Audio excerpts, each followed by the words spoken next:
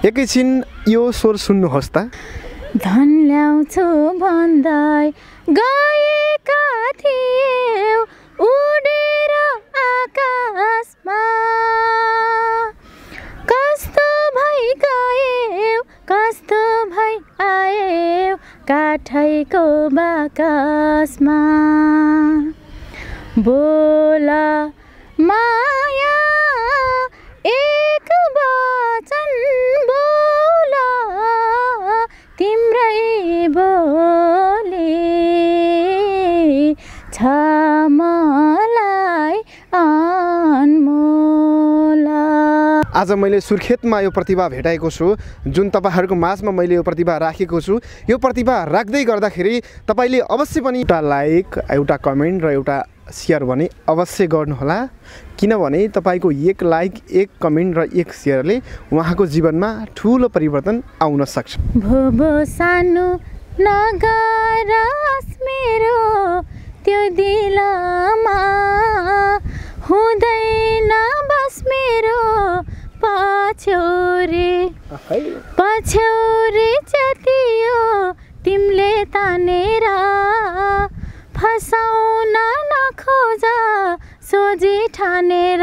देशमा यस्ता प्रतिभाहरू अथाह छन्, अथाह भिडतकै एउटा प्रतिभा आज मैले सार्वजनिक गरेको छु। करिमको लाग्दैन भर अधुरा भो यो मनको रहर। नेपाली हामी रहौला कहाँ, नेपालै नरहे नेपालै नरहे। उचाइ हाम्रो चुलिन्छ कहाँ, हिमालय नरहे हिमालय नरहे। दर्शकवृन्द नमस्कार। यतिखेर म कर्णाली प्रदेशको सुर्खेत जिल्लामा आएको छु। यहाँ एउटा प्रतिभावान व्यक्ति भेटाएको छु, जुन मेरो सामु तपाईले फ्रेममा देखिसक्नु भएको छ। उहाँसँग मेरो व्यक्तिगत परिचय पनि छैन। यहाँ म आउँदै गर्दा उहाँले मिठो गाउनु हुँदो रहेछ। मैले उहाँको भोइस सुने अनौपचारिक कार्यक्रममा, एकदमै राम्रो। त्यसैले मैले यो थोरै भिडियो क्लिप बनाएको छु, किनकि उहाँको भोइस मैले मात्रै सुनेर भएन, सम्पूर्ण दर्शकलाई उहाँको त्यो सुमधुर भोइस तपाईलाई पनि सुनाउने छु। म धेरै ढिला गर्दैन। नमस्ते, स्वागत छ यहाँलाई। नमस्कार। यहाँको शुभ नाम? मेरो नाम मनिषा सुनार। घर कुन ठाउँ हो यहाँको? मेरो घर चाहिँ कञ्चनपुर अनि मेरो माइती चाहिँ यहाँ सुर्खेत। सुर्खेतमा हुनुहुन्छ। तपाईको एउटा गीत सुन्छौँ, त्यसपछि भने हामी कुराकानी पछि गर्नेछौँ। करिमको लाग्दैन भर अधुरा भो यो मनको रहर।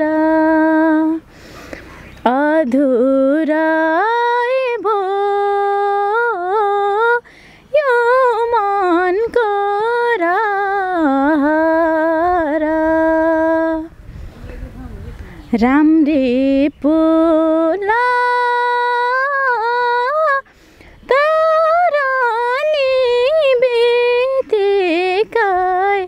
बाँचे भेट मरे त यतिकै। बाँचे भेट मरे त यतिकै। तपाईको भोइस राम्रो छ। गीत सङ्गीतमा तपाईको भोइस एकदमै मिल्ने छ, राम्रो छ भनेर कसैले तपाईलाई गीत गाउनुपर्छ भनेर एउटा हौसला प्रदान गर्नुभएको हो कि आफ्नै मनभित्रबाट आएको हो नि? यो यो आफ्नो मेरो मनभित्रबाट आएको मनभित्रबाट आएर नै हामीलाई तपाईँले खबर गर्नुभएको थियो। हजुर। घरमा को हुनुहुन्छ? घरमा अहिले मेरो श्रीमान हुनुहुन्छ अनि मेरो छोरा छ, सासू ससुरा हुनुहुन्छ, नन्दा देवर। पढाइ कहाँसम्म पुगाउनु भयो यहाँले? मैले +2 पास गरेको म्यानेजमेन्टदेखि। अहिले के गरिरहनु भएको छ? अहिले केही नै, यतिकै घरमा बस्ने। गीत सङ्गीतमा धेरै पहिलादेखि गाउनुहुन्थ्यो कि अहिले भर्खर भर्खर सुरु भएको? पहिला अब यतिकै, अब यस्तो बाहिर अहिलेसम्म कहिले पनि गाएको छैन, त्यस्तो भित्र बाथरुम सिङ्गर जस्तै हो म।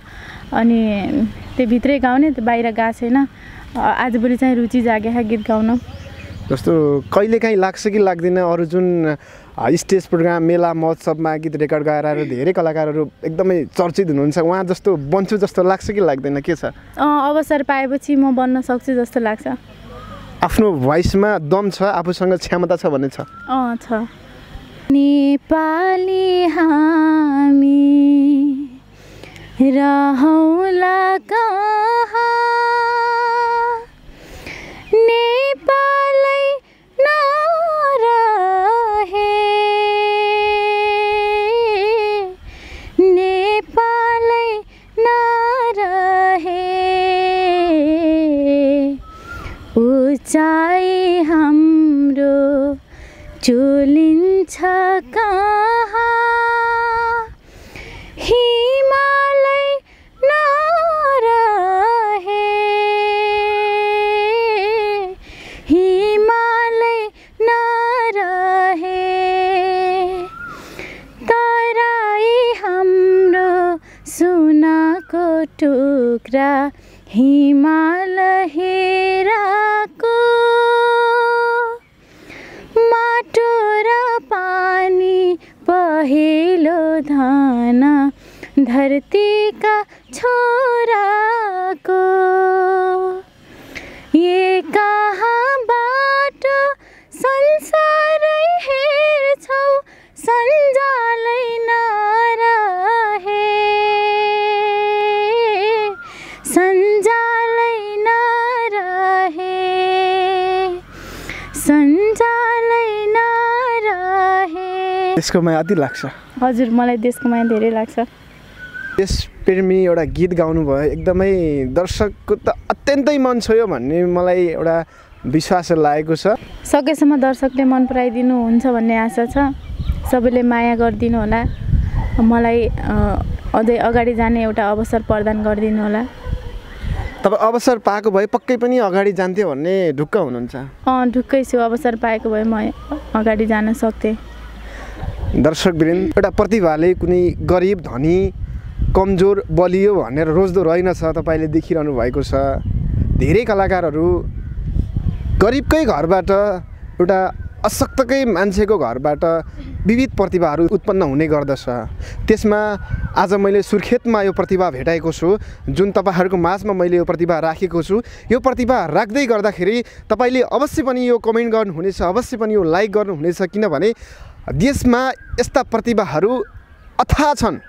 अथाह भिर्तकै एउटा प्रतिभा आज मैले सार्वजनिक गरेको छु। तपाईँलाई पनि पक्कै पनि यो भोइस राम्रो लागेको छ आशा गरेको छु। र हामी कार्यक्रमको अन्तिममा छौँ। एउटा गीत गाउनु पर्यो, त्यसपछि हामी भने छुट्टिन्छौँ। यदि अवसर आएछ भने फेरि पनि यो मिडिया मार्फत तपाईँलाई म ल्याउने बाचा गर्दछु। ल बनेको छ पहराले यो छाती मेरो, बगेको छ छहरा रगतमा मेरो, पखेरोमा जन्मे टाकुरामा खेल्ने, म झुक्दै नझुक्ने नेपालको छोरी, म झुक्दै नझुक्ने नेपालको छोरी।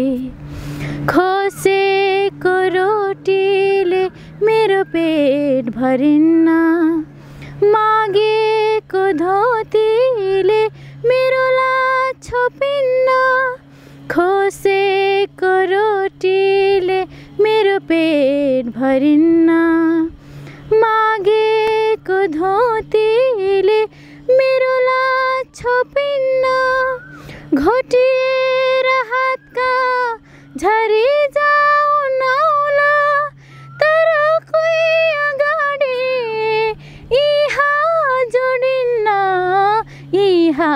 जोडिन्न।